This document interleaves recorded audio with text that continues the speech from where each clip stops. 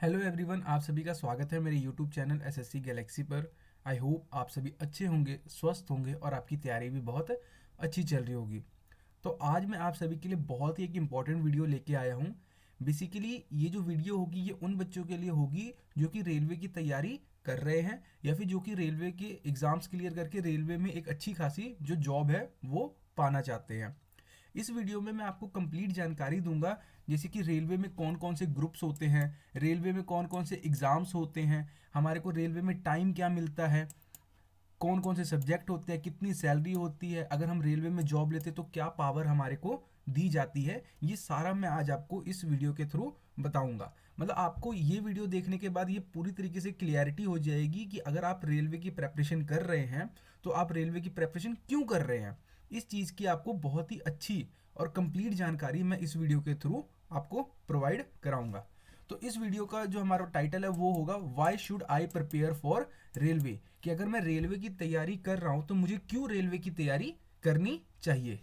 ठीक है, तो इस वीडियो को आप पूरा कंप्लीट देखेंगे तो आपको पूरे तरीके से क्लियरिटी हो जाएगी कि अगर रेलवे की तैयारी मुझे करनी चाहिए तो क्यों करनी चाहिए, अगर मुझे नहीं करनी चाहिए तो क्यों नहीं करनी चाहिए, अगर मैं रेलवे में जॉब ले रहा हूं तो क्या उसके एडवांटेजेस हैं, क्या डिसएडवांटेज है। ये सारा इस वीडियो के थ्रू आपको कंप्लीट पता लग जाएगा। तो इस वीडियो के एंड तक बने रहिएगा। तो चलिए स्टार्ट करते हैं।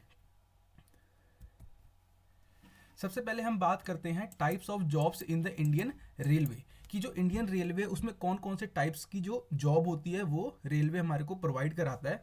सबसे पहले तो यहाँ पे देखो, group A, group B, group C और ग्रुप डी, मतलब चार कैटेगरीज पे इस रेलवे को क्या किया गया है, डिवाइड किया गया है।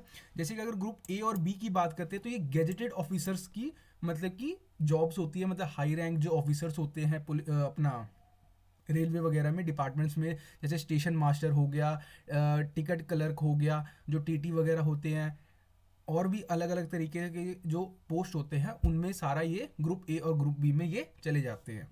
फिर उसके बाद आता है हमारे पास ग्रुप सी, ये क्लर्क लेवल के जो जॉब होते हैं या फिर स्किल्ड लेबर जो होते हैं उन उस कैटेगरी में ये ग्रुप सी चला जाता है। जैसे कि टेक्नीशियन हो गया हमारे पास, असिस्टेंट लोको पायलट हो गया, ये सारा किस में आ जाता है, ग्रुप सी में आ जाता है। और लास्ट में हमारे पास आता है ग्रुप डी। ग्रुप डी क्या होता है, अनस्किल्ड लेबर हो जाते हैं। जैसे कि आपने देखा होगा पॉइंट्समैन हो गया, ठीक है, जो फाइल वगैरह इधर से उधर करते रहते हैं, या फिर जो रेलवे ट्रैक्स की मेंटेनेंस करते हैं, या फिर कोई भी अपना ट्रेन होता है उसकी जो मेंटेनेंस करती है, उसकी साफ सफाई होती है, ये सारे किस में आ जाते हैं, ग्रुप डी की पोस्ट के अंदर आ जाते हैं। तो इन चार कैटेगरीज पे जो रेलवे है उन्होंने अपना डिवाइड किया है, group A, group B, group C. उसके बाद अगर हम बात करते हैं लिस्ट ऑफ रेलवे एग्जाम्स, अगर रेलवे के जो एग्जाम्स है वो किस किस कैटेगरीज में डिवाइड है, सबसे पहले यहाँ पे आ जाता है रेलवे आरआरबी एनटीपीसी, जो कि ग्रेजुएट लेवल और अंडर ग्रेजुएट लेवल पे होगा। ठीक, इसके अभी एग्जाम्स हुए नहीं हैं, ये भी एग्जाम्स होने वाले हैं। उसके बाद आरपीएफ, आरपीएफ सब इंस्पेक्टर, यानी कि रेलवे में जो सब इंस्पेक्टर की पोस्ट होती है उसके लिए, और साथ ही साथ कांस्टेबल के लिए आरपीएफ जो सब इंस्पेक्टर, इसके एग्जाम्स हो चुके हैं, कांस्टेबल के अभी मार्च में कंडक्ट किए जाएंगे। और रेलवे एनटीपीसी ग्रेजुएट और अंडर ग्रेजुएट के भी जो एग्जाम्स है ये भी अभी होने वाले हैं, कांस्टेबल के मार्च में होंगे। उसके बाद आरआरबी एएलपी का, यानी कि असिस्टेंट लोको पायलट का, फिर जूनियर इंजीनियरिंग का जो एग्ज़ाम होता है वो भी कंडक्ट कराती है। टेक्नीशियन का हो गया, फिर पैरामेडिकल्स का हो गया, फिर ग्रुप डी, इसके अभी फॉर्म्स आए हुए हैं। इसकी ग्रुप डी के जो फॉर्म्स है वो अभी निकले हुए हैं, जिसकी लास्ट डेट मतलब इसकी कंप्लीट वीडियो जो है वो मैंने अपने चैनल पे अपलोड कर दी है। इसका लिंक मैं डिस्क्रिप्शन में डाल दूंगा, आप वहाँ से जाके इसको पूरे तरीके से चेकआउट कर सकते हो। तो ये कुछ एग्जाम्स की लिस्ट है जो रेलवे कंडक्ट कराता है। इसके अलावा भी कुछ एग्जाम्स होते हैं पर वो इतने हाई लेवल के नहीं है। ये जो लेवल है ये मतलब कि ग्रुप ए, ग्रुप मतलब इसमें सारे ग्रुप्स कवर हो गए, पर जो मेन एग्जाम्स होते हैं ये उनके लिए था।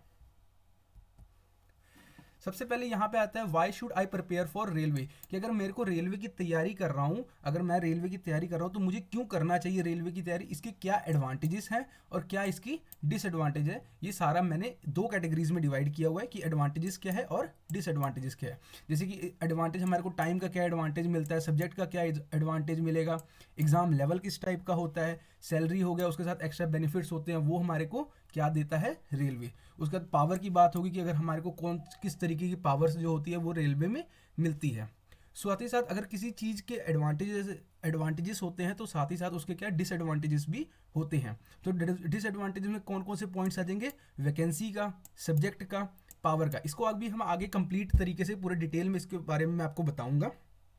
पहले जस्ट नॉर्मल इन्फॉर्मेशन है कि जो हमारे एडवांटेजेस है वो किस पॉइंट्स पे हैं और डिसएडवांटेजेस की क्या क्या पॉइंट्स है। कुछ ऐसे पॉइंट्स भी है जैसे कि आप देख सकते हैं सब्जेक्ट का पॉइंट है, ये कुछ बच्चों के लिए एडवांटेज का ही वर्क करेगा और कुछ बच्चों के लिए डिसएडवांटेज का भी वर्क करेगा। साथ ही साथ पावर की बात कर ले तो पावर का भी एक तरीके से कुछ एडवांटेजेस भी है और कुछ डिसएडवांटेज है। वो क्या है वो जैसे जैसे आप वीडियो देखोगे आपको आगे पता लग जाएगा।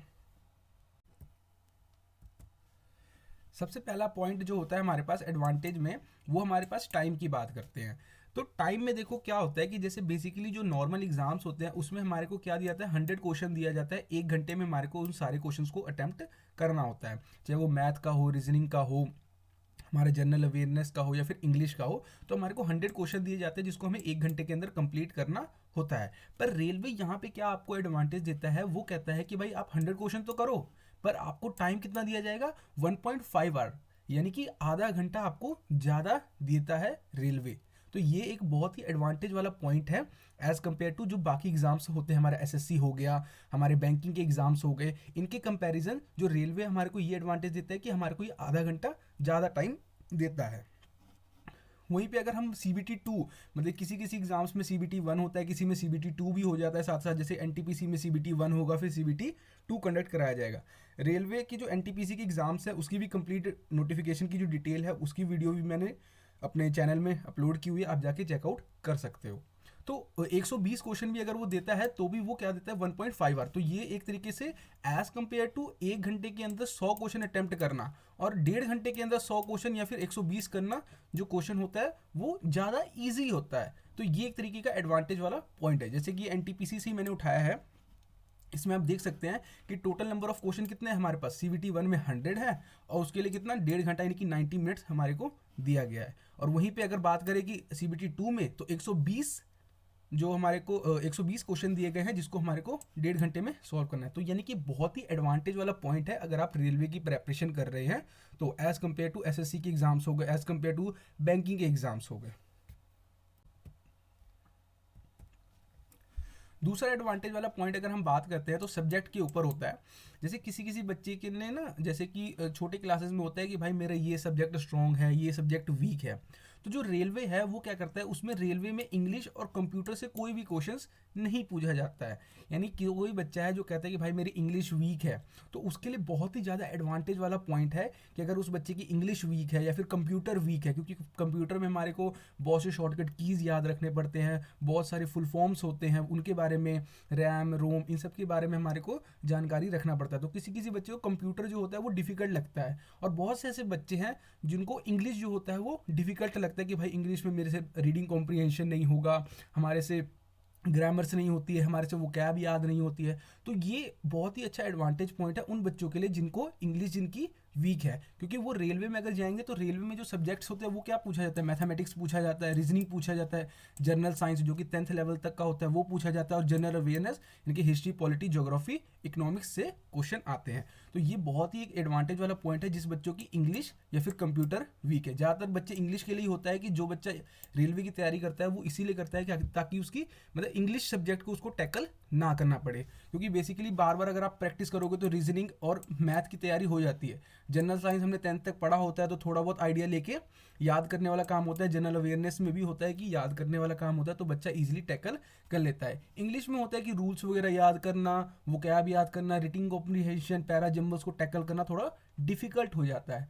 तो बच्चों के लिए बहुत ही एडवांटेज वाला पॉइंट है ये सब्जेक्ट के ऊपर कि उनको इंग्लिश या फिर कंप्यूटर नहीं पूछा जाता है रेलवे में।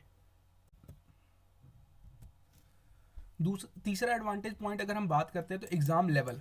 जैसे एग्ज़ाम लेवल की अगर हम बात करते हैं, जैसे मैंने आपको बताया सब्जेक्ट कौन कौन से आते हैं, मैथ्स आता है, रीजनिंग आता है, जनरल साइंस आता है, जनरल अवेयरनेस आता है। तो इसका जो लेवल होता है रेलवे के एग्जाम्स में वो किस तरह का होता है, जो मैथ होता है वो इजी टू मॉडरेट पूछा जाता है, रीजनिंग बहुत इजी लेवल की होती है कि अगर आप जनरली किसी भी टीचर की लेक्चर से यूट्यूब वगैरह पे देख लोगे तो आपको एक आइडिया हो जाएगा, और थोड़े प्रीवियस ईयर क्वेश्चन पेपर को अगर आप रेलवे के अटैम्प्ट कर लेते हो तो अच्छा खासा रीजनिंग के जो क्वेश्चन है वो आप अटैम्प्ट कर सकते हो। जनरल साइंस की बात करें तो मॉडरेट लेवल की आती है, इजी टू मॉडरेट ही होता है, ज़्यादा हार्ड क्वेश्चंस वगैरह नहीं पूछे जाते, 10th तक की ही जो साइंस होता है वो पूछा जाता है।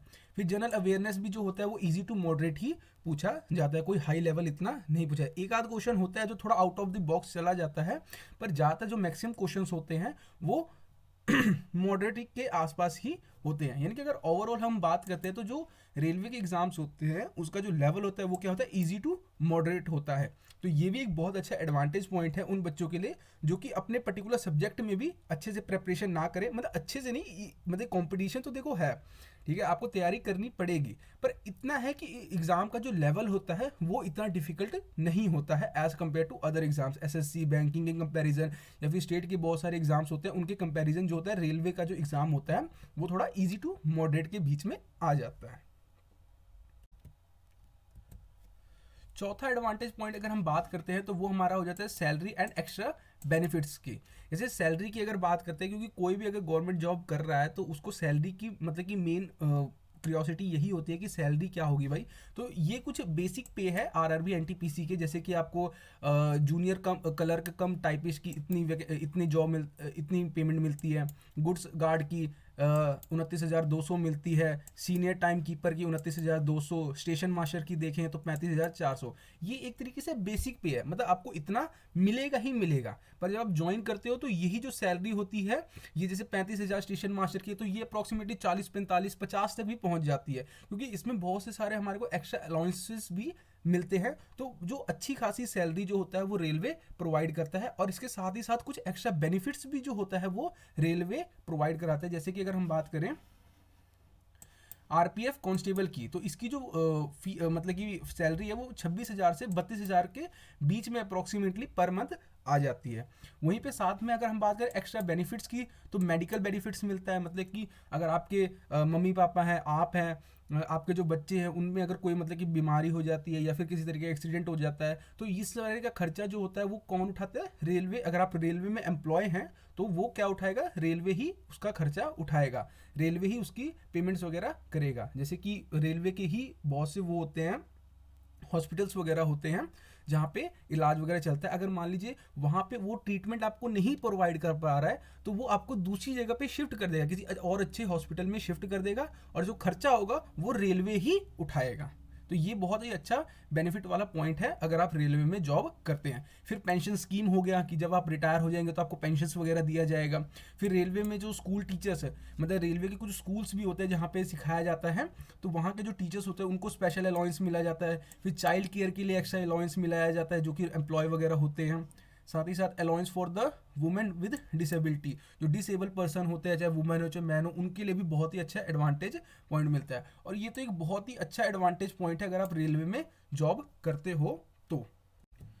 ये क्या है कि जैसे कि फ्री एकोमोडेशन एंड ट्रैवल, मतलब कि अगर आप रेलवे में कहीं पे भी आप मतलब कि कुछ भी हो, जैसे कि आप मान लो ट्रेन क्लर्क हो, स्टेशन मास्टर हो, ठीक ना, सीनियर क्लर्क हो, जूनियर अकाउंट असिस्टेंट हो, कुछ भी हो, तो आपको जो रेलवे है वो क्या प्रोवाइड करता है कि आप इंडिया के अंदर कहीं पे भी रेलवे के थ्रू फ्री ट्रैवल कर सकते हो। मतलब कि आप जैसे कि मान लो मैं पंजाब में रहता हूँ तो पंजाब से अगर मुझे मान लो अपना केरला जाना है तो जो भी खर्चा होगा, जो भी ट्रेन के आने जाने का खर्चा, वो कौन उठाएगी, सरकार ही उठाती है। अगर मान लो कुछ केसेस में होता है कि जो रेलवे है वो मतलब कि रेलवे जो है वो मतलब कि चार्ज करता है आपको, पर एज कम्पेयर टू जर्नल लोगों से बहुत ही ज़्यादा कम चार्ज करता है। मान लीजिए किसी डिस्टेंस का 1,000 रुपया फीस है तो रेलवे जो होगा वो 300 से 400 रुपया ही आपसे चार्ज करेगा। और किसी किसी मैक्सिमम केसेस में क्या होता है कि जो रेलवे होता है वो चार्ज ही नहीं करता, मतलब एक तरीके से आपका रेलवे में अगर आप जॉब कर रहे हो तो आपको फ्री ट्रैवलिंग का मिलता है कि हाँ भी आप कहीं पे भी इंडिया के अंदर ट्रैवल करो तो आपको फ्री ही ट्रैवल कराया जाएगा। तो ये बहुत ही अच्छा एडवांटेज पॉइंट है अगर आप रेलवे में जॉब करना चाहते हो। फिर उसके बाद एडवांटेज की अगर हम बात करते हैं, जैसे कि रेलवे में मैंने आपको बताया कि आरपीएफ सब इंस्पेक्टर यानी कि रेलवे पुलिस फोर्स हो गया, ठीक है, उसमें RPF sub inspector, RPF constable, तो एक तरीके से ये क्या होगा, आपको पावर दी जाती है कि आप वर्दी पहन के घूम सकते हो। अगर मान लो आप वर्दी पहन के बाहर निकलोगे तो आपको भी एक सोशल रिस्पेक्ट दी जाएगी कि हाँ भी अगला वर्दी में है, कोई इसकी पावर है, मतलब आपको एक तरीके का रिस्पेक्ट दिया जाएगा। तो ये भी क्या है, एक बहुत ही अच्छा एडवांटेज पॉइंट है अगर आप रेलवे में जॉब करते हैं तो। साथ ही साथ अगर मैं बताऊं तो why should I prepare for railway. अब मैंने बताया आपको कि क्या क्या एडवांटेजेस आपको मिलेंगे, जैसे टाइम का एडवांटेज हो गया, सब्जेक्ट का एडवांटेज हो गया कि हमारे को अगर इंग्लिश वीक है, हमारी कंप्यूटर वीक है, तो हमारे को रेलवे की तरफ जाना चाहिए। टाइम की अगर हम बात करें तो हमारे को एक 100 क्वेश्चन को अटैम्प्ट करने के लिए 1.5 घंटा या फिर 120 क्वेश्चन को अटैम्प्ट करने के लिए 1.5 घंटा दिया जाता है। एग्जाम लेवल की अगर हम बात करें तो वो ईजी टू मॉडरेट होता है। सैलरी की बात करें तो अच्छी खासी सैलरी, उसके साथ एक्स्ट्रा बेनिफिट्स मिलते हैं, पावर भी साथ ही साथ मिलता है। अब जिस चीज़ की एडवांटेज होगी तो कुछ ना कुछ उसकी डिसएडवांटेजेस भी होती है। तो चलिए ये अब डिसएडवांटेजेस के बारे में थोड़ा सा डिस्कस कर लेते हैं। जैसे डिसएडवांटेज की बात करें, वैकेंसी, सबसे पहला पॉइंट आता है कि वैकेंसी। वैकेंसी को मैंने इसलिए इंक्लूड किया क्योंकि जो रेलवे है आजकल उसकी जो वैकेंसी है, देखो अभी तो आ रही है, ठीक है ना, पर इस लेवल की वैकेंसीज नहीं है वो कि जितनी रिक्वायर्ड होनी चाहिए। वैसे रेलवे ने पिछले साल अनाउंस किया था कि वो हर साल क्या करेगा, एसएससी की तरह अपना कैलेंडर जारी करेगा, हर साल वो क्या करेगा, एग्जाम कंडक्ट करेगा, ठीक है, पर ऐसा कुछ अभी दिख नहीं रहा है। बेसिकली देखा जाए तो वैकेंसीज का बहुत ही इसमें मतलब कि दिक्कत होती है कि रेलवे जल्दी वैकेंसीज अपनी निकालता नहीं। लास्ट टाइम 2020 की 2019 में वैकेंसीज आई थी किसी किसी पोस्ट के लिए, कुछ पोस्टों के लिए 2021 में आई थी। तो वैकेंसीज की थोड़ी प्रॉब्लम चलती है। जैसे एसएससी का क्या सिस्टम है कि वो हर साल अपनी वैकेंसी निकालता है, हर साल मतलब कुछ ना कुछ वैकेंसी वो देगा, चाहे सीजीएल हो, सीएचएसएल हो, अपना एमटीएस हो, उसमें वैकेंसी आएगी ही आएगी, कंफर्म है। पर रेलवे का ऐसा कोई कंफर्म नहीं है कि उसका कब कैलेंडर आएगा, कब उसके मतलब एग्जाम्स कंडक्ट कराए जाएंगे। तो इस चीज़ का थोड़ा सा डिसएडवांटेज वाला पॉइंट है। पर अभी जो बच्चों ने ग्रुप डी का फॉर्म भरा या फिर जो भरने वाले हैं, जिन्होंने एनटीपीसी का फॉर्म भरा, graduate level, under graduate level, तो उनके लिए बहुत ही अच्छा एडवांटेज पॉइंट है कि अभी वैकेंसीज आई हुई हैं, 2025 का चल रहा है टाइम, तो आपके लिए बहुत अच्छा एडवांटेज पॉइंट है। आप उसकी प्रेपरेशन कीजिए, उसको क्लियर कीजिए और एक अच्छी खासी job with lots of advantages आपको दी जाएंगी रेलवे की तरफ से, वो सारा लेके आप एक गवर्नमेंट जॉब में जाइए। दूसरा बात अगर मैं करूँ कि सब्जेक्ट, जैसे सब्जेक्ट में मैंने आपको बताया था कि एडवांटेज क्या है, जिस बच्चे की इंग्लिश वीक है, जिस बच्चे का कंप्यूटर वीक है। पर इसका अगर उल्टा देखा जाए तो जिस बच्चे की मैथमेटिक्स वीक है तो उसके लिए थोड़ा सा डिसएडवांटेज वाला पॉइंट हो जाता है। जैसे कि हमने बेसिकली जो 10th तक अगर बच्चे ने पढ़ा है तो उसने मैथ पढ़ा है, जनरल साइंस पढ़ा है, जनरल अवेयरनेस पढ़ा है, इंग्लिश भी पढ़ा है, कंप्यूटर भी पढ़ा हुआ है। रीजनिंग तो चाहिए, आप चाहे 12th तक हो गया, ग्रेजुएशन तक हो गया, ठीक है, आपको नहीं पढ़ना होता, ये आपको आगे कंपटीशन एग्जाम में ही पढ़ना पड़ेगा। तो ये तो हर किसी के लिए न्यू ही होता है, ठीक है। जिस बच्चे का मैथ वीक है तो उसको थोड़ी सी प्रॉब्लम फेस करनी पड़ सकती है, जिस बच्चे का साइंस वीक है उसको थोड़ी सी प्रॉब्लम फेस करनी पड़ सकती है, जिस बच्चे का जनरल अवेयरनेस, जैसे कि अगर मान लीजिए किसी बच्चे ने 10th तक तो सबने पढ़ा हुआ है, 10th तक तो सबने पढ़ा है, 11th में आया, 11th 12th किसी ने की, तो किसी बच्चे का क्या मेडिकल बैकग्राउंड है, क्या है, जिस मेडिकल बैकग्राउंड है, तो उसको क्या हो सकता है, मैथ्स में प्रॉब्लम हो सकती है, जनरल अवेयरनेस में प्रॉब्लम हो सकती है, क्योंकि उसका क्या मेडिकल बैकग्राउंड है, उसने फिजिक्स केमिस्ट्री बायो पढ़ा है, साइंस उसने पढ़ी हुई है, तो उसको उसमें प्रॉब्लम नहीं होगा। दूसरी बात करते हैं, ये तो हो गया मेडिकल का। अब उसके बाद बात करते हैं नॉन मेडिकल। नॉन मेडिकल वालों ने थोड़ा बहुत साइंस पढ़ा हुआ है, मैथ भी पढ़ा हुआ है, बस उनको किस में, इसमें बायो में प्रॉब्लम आएगी और हिस्ट्री पॉलिटी इसमें थोड़ी सी प्रॉब्लम फेस करनी पड़ सकती है। तो ये एक तरीके क्या हो गया, डिसएडवांटेज वाला पॉइंट हो गया। जिस बच्चे का आर्ट्स बैकग्राउंड है तो आर्ट्स वाले बच्चों ने क्या ये अपना, उनके लिए साइंस में प्रॉब्लम हो सकता है, मैथमेटिक्स में प्रॉब्लम हो सकता है। तो ये भी कुछ एक तरीके के डिसएडवांटेजेस वाले पॉइंट है। पर अगर मैं जनरली बोला जाऊँ जनरली अगर बोला जाए तो अगर आप इन सब चीज़ों पे मेहनत करेंगे, अपना कंसिस्टेंसी बनाए रखेंगे, तो आप इन सब कोई भी आपका बैकग्राउंड हो, चाहे आपने मेडिकल पढ़ी हो, चाहे नॉन मेडिकल पढ़ी हो, चाहे कॉमर्स पढ़ा हो, चाहे आर्ट्स पढ़ा हो, आप अपने आप को स्ट्रॉन्ग कर सकते हैं। किसी भी पर्टिकुलर सब्जेक्ट में आप अपने आप को मेहनत करके, कंसिस्टेंसी लगा के, ठीक है, मतलब कि कंटिन्यूसली उसमें काम करके आप अपने आप को स्ट्रॉन्ग कर सकते हो। तो ये एक तरीके का एडवांटेजेस था सब्जेक्ट वाइज। तो कुछ डिसएडवांटेज भी इसमें फेस करना पड़ सकता है आपको, पर इन शॉर्ट अगर मैं बोलूँ तो आप उस चीज़ पे मेहनत करके उस चीज़ को स्ट्रॉन्ग कर सकते हो। उसके बाद पावर की बात आ गई। तीसरा डिसएडवांटेज वाला पॉइंट क्या है कि जैसे कि मैंने बताया कि आरपीएफ में सब इंस्पेक्टर कांस्टेबल की पोस्ट होती है, वो आपको पावर प्रोवाइड कराता है, चाहे आप स्टेशन पे हो चाहे आप बाहर हो, क्योंकि आपको एक वर्दी दी जाती है, आपको एक ड्रेस दिया जाता है जो कि शो करता है कि मतलब आपके हाथ में कोई पावर है। पर कुछ रेलवे में ऐसी पोस्ट भी, जैसे RRB, NTPC, ALP, junior engineering technician, paramedical, group D, इसमें आपको पावर किसी भी तरह की नहीं दी जा सकती है। बट अगर मैं बात करूं कि जैसे कि आप मान लो स्टेशन मास्टर हो, तो आप स्टेशन के अंदर जब जिस फील्ड में आप काम कर रहे हो वहाँ पे आपकी कुछ पावर हो सकती है। जैसे आप किसी के सीनियर हो तो जूनियर का मतलब कि जूनियर को कंट्रोल करने की पावर है आपके, पर जब आप उस फील्ड से बाहर आ जाओगे तो वो पावर आपकी एक तरीके से खत्म हो जाएगी। तो यहाँ पे इस पॉइंट को भी इंक्लूड किया जाता है कि ये एक तरीके डिसएडवांटेज पॉइंट है कि किसी भी तरह की पावर रेलवे में नहीं दी जाती है। हाँ, अगर आप सब इंस्पेक्टर में हो, कांस्टेबल में हो, तो एक तरीके से आपको वर्दी दी जाती है, तो आप चाहे स्टेशन में रहो चाहे स्टेशन से बाहर निकलो तो आपकी एक पावर होगी। पर कुछ ऐसी पोस्टें भी हैं जहाँ पे आपको जिस पर्टिकुलर फील्ड में आप काम कर रहे हो वहाँ पे तो आपकी पावर होगी, पर जब आप वहाँ से जैसे कि छुट्टी होगी आपकी, आप घर जा रहे हो, तो तब आपकी पावर जो होगी वो ख़त्म हो जाएगी। तो ये कुछ एडवांटेजेस थे, डिसएडवांटेज थे रेलवे एग्ज़ाम्स के लिए। आई होप आप सभी को पूरे तरीके से जानकारी मिली होगी कि क्या अगर मैं रेलवे की तरफ तैयारी कर रहा हूँ तो मुझे करनी चाहिए, अगर नहीं करना है तो क्यों नहीं करना चाहिए। तो यही था हमारा थीम था, why should I prepare for railway. तो इसके बारे में आपको कंप्लीट जानकारी मैंने इस वीडियो में दी है, ठीक है ना। और कुछ वीडियोस के लिंक जो है वो डिस्क्रिप्शन में मैंने डाले हैं, वो सारा भी आप चेकआउट कर सकते हो। तो इन दी एंड मतलब कि ये वीडियो अब यहीं पे ख़त्म होती है। अगर आपको किसी भी चीज़ से रिलेटेड डाउट है तो आप नीचे कमेंट कर सकते हो, या फिर किसी भी टॉपिक पे अगर किसी भी तरह का आपको वीडियो चाहिए तो आप नीचे कमेंट कर सकते हो। बहुत ही जल्द मैं उस पर रिएक्ट करूँगा और बहुत ही जल्द उस पर वीडियो भी लेके आऊँगा। Thank you.